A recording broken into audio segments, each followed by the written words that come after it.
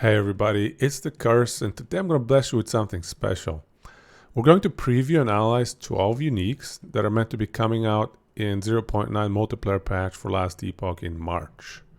So they were posted by a Reddit user by the name of Kelvara on Reddit. I'm going to include a link to his Reddit post in the description below, so go ahead and give him some love. Keep in mind these are subject to change because we have another month before 0.9. So if they're overtuned right now, they might get patched up. But that doesn't prevent us from having some fun and theory crafting together. And we can give them a 1 to 5 star rating. Just totally arbitrarily based on how we feel like they might fit in the meta. So 1 is more like it's not going to fit in any build. It's very much a meme item. And 5 stars means it's going to be perfect for one or multiple builds. And it's going to become best in slot for those builds. Let me know if you agree with my ratings in the comments below. Now let's jump in.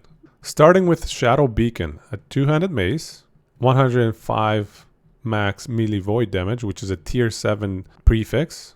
And so that's another way I like to look at these items is by default an exalted item is going to have a maximum, let's say, of 1 tier 7 and 3 tier 5, 2 prefixes, 2 suffixes altogether. And so we can look at the base stats of these items and at least compare them to that as a point of reference. So here we have a tier 7 melee void damage. We also have 100 spell void damage, huge ranges unfortunately, so it makes it a little bit difficult to get a good item. Then we have up to 105 endurance threshold. That is about tier 5.5 suffix on other items. They're not spawning on weapons usually, so it's not bad at all. +1 to void skills, it's decent. And then void area. This is a brand new prefix. I'm guessing that's around tier 5, but I have no idea. And then 100% chance to transport devouring orbs. Now, these are the unique aspects of items that can be truly valuable because they cannot be acquired through prefixes and suffixes. So this one is obviously a combination of devouring orbs and racing strike build. And it's really interesting. EHG keep trying to make hybrid melee/spell damage builds work. But whenever they create items like that, one side of those two hybrid pieces just gets completely ignored and players keep maximizing either the melee side or the magic side. There is no hybrid in that situation. We're just min-maxing one side that seems better. So in this case, the melee side could prove to be the better option, or it could be the spell void damage with devouring orbs. I think this looks like a decent item. I think it's worth a try, certainly just based on the base stats alone, and especially if the level 51 is equivalent to the legendary potential effective level. This could easily spawn with 2 LP, and then you can add another tier 7 melee void damage or melee physical damage. That is really solid, just from a melee damage perspective. So I'll give this one a 4-star rating. Next, we've got channeling dodge boots. Somehow the name got cut off, so we're going to have to refer to them as dodge boots. And they're just that. A whole lot of dodge for when you're channeling. Honestly, channeling in the late game is not very useful. It's not a great playstyle to have. You don't want to be standing in one place and just waiting to die.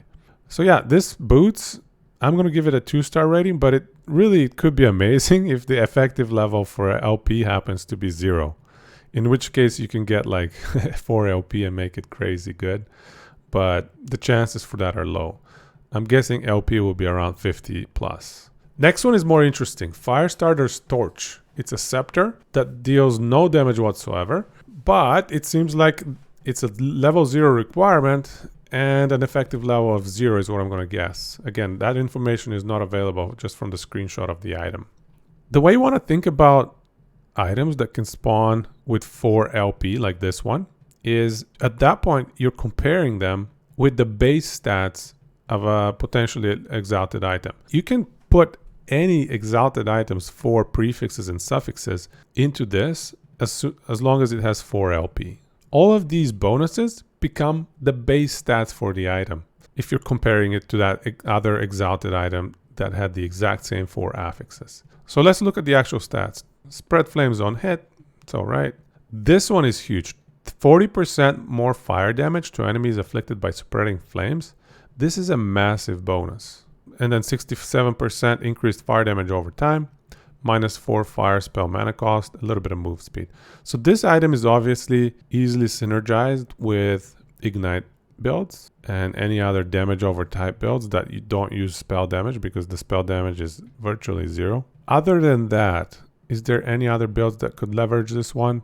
Yes, as long as you can compensate for the fact that you have no spell damage. The best way to do that is by equipping the Immolator's Oblation unique belt. That belt can supplement what you're lacking, and that is spell damage. If you combine this item with that belt, you might be able to create a decent build out of that. The -4 fire spell mana cost is a pretty nice addition as well. Fireball Ignite is the first build that comes to mind for me for this scepter. It could become best in slot for a bunch of other builds as well. So I'm going to give this one a 5-star rating. I think it's quite strong, assuming that it's an effective level of 0. Next one is Ghostmaker, unique rune dagger, war and kill, whatever. 65 necrotic damage for damage over time spells. So clearly this is meant for Necromancer because it's all based on Wraith. Those are decent, but the next one is the cool one. 64 more % Inferno Shade damage per active Wraith against bosses and rare enemies. And then a lot larger area as well for Inferno Shade. So these are really solid bonuses for Inferno Shade because you can easily have 5 to 10 Wraiths active, meaning you're increasing your DPS by 4x or 8x for Inferno Shade. I think this has a lot of potential. I'd have to test it out. And remember the set gloves Lich's Envy, which reduced the mana cost for Inferno Shade. I think this dagger with those gloves can be a really powerful combination so that you can spam Inferno Shade and reserve your mana for Wraith casting. I think this item, this dagger, has potential. I'll give it 3.5 stars. We'll have to see what ends up happening. I'm also not seeing the range for these stats. 64%, that might be a low roll or it could be a high roll. And then the level requirement 61, that means it can spawn, if that's the effective level, it can spawn with, let's say, 2 LP at the maximum. So here we go. Next item, Hand of Judgment. This one is quite unique. It's very different from everything else in the game.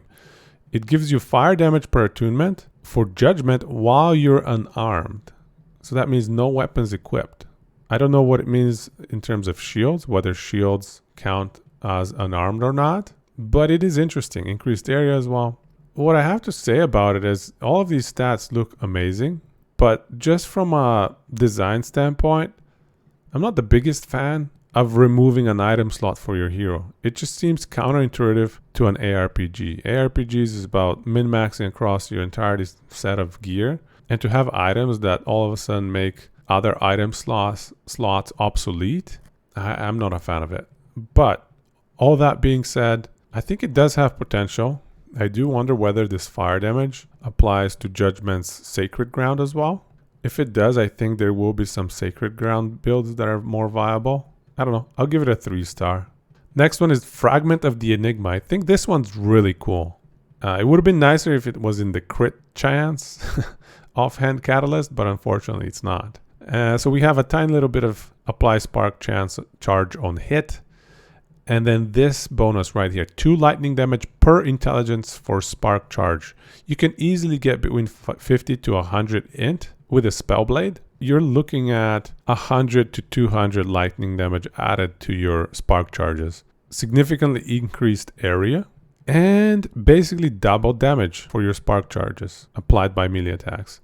So this is specifically designed for spellblades and plus 1 to lightning skills. So this one, it looks quite interesting. I don't know what the level requirement in the effective level for LP is. So that's also something that can really determine how useful an item can be. If we can make a spark charge melee playstyle viable, I think that would be cool and fun. So I'll give this one 4 stars. Next one is Gelcor's Blast Knife. 3 to detonating arrow, -4 mana cost for detonating arrow, converting your marksman into a blade dancer. And again, that's a weird design choice to me. So it retracts from the uniqueness of the class. But I think the item has a lot of potential. It's giving a lot of damage, 44 base damage and 54 extra damage. That's about 100 total. It's quite a bit, 4% crit chance is solid. So all of these are solid bonuses. I'll give it 3 stars. So next we have a belt, Harbinger of Stars. It's a meteor-based belt where you have a chance to cast meteor on crit if above 0 mana. So if you have skills that hit frequently, that crit frequently, this is the item for you. So I think the most important bonus on this item is the crit chance. It's very difficult to increase your crit chance for so many builds. There is that one helmet that gives you 2 to 4% crit chance, and certain fire-specific builds can get crit chance from your amulet. For example, if you're using a two-handed weapon, your sources of crit chance are very limited. So this belt is very strong just from that crit chance bonus. And then meteor bonuses, I'm not sure if those are gonna make meteor viable. 12% chance to cast meteor is kind of low. You need to have many instances of damage, all of them critting, in order to be making this viable. I think a Spellblade might be able to utilize this. Something like enchant weapon with all the zaps, maybe static, zapping everything all the time, passively. Layer in some spark charges on top of that. I think there might be a build there. Either way, this belt is quite strong in my mind. And honestly, some builds might trade their entire belt slot just for the 6% crit chance. I think this is a little bit overtuned and might see a slight nerf. Let's give it 5 stars for now. Vortex Pennant is the next item. It's a Sentinel relic and it's centered around channeling Warpath and triggering many axe throws while you channel. So you can see you're throwing an axe every second, I'm guessing. The frequency increases by your percent increased physical damage. So this, I think, requires testing just to see how strong this axe is.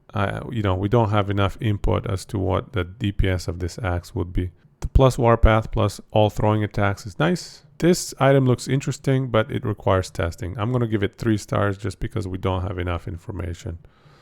Wrought Mind, offhand catalyst. Clearly, just from the design, it looks to be meant for an acolyte. 18 poison damage, 4 damage over time spells, plus 1 to damage over time spells, 17% less damage over time taken, 1% of poison damage leeches health, and increased area for damage over time area spells. Okay, so this looks like a decent poison damage item, honestly, but poison builds are off meta right now, so I'll just give it 3 stars. Tears of the Forest. So it's an amulet meant for Spring-Informed druids, and I'll be honest, I'm not an expert when it comes to druid. I don't have much playtime on Primalist. Take what I say about this item with a grain of salt. So here we have 2 rage generated per second per summoned vine. So this item can keep your rage topped up basically. Requires level 28, so it can probably spawn with 2 or 3 LP. So given that, I think this item is going to be pretty good for Spring-Informed builds. I'll give it 3 stars. And finally, we have Leith's Machinations. 2 to Fireball, very nice. And then it converts half of Fireball's base damage to Lightning. It gives a 20 to 28% chance to apply Spark Charge on hit with Fireball. That is interesting. I think that maybe has potential to synergize with Harbinger of Stars. And then 100% Ignite chance converted to Shock chance for Fireball. Lightning damage, ward per second. The lightning damage is a tier 5, tier 6 prefix, roughly. And then I'm not sure about the Spark Charge interaction. Can we really scale up the Spark Charge damage to make this worthwhile? It's going to be very niche, I think. So I'll give it 2 stars. So those are the 12 uniques. I hope you enjoyed the video, and I'll see you in the next one. Gochiso sama deshita.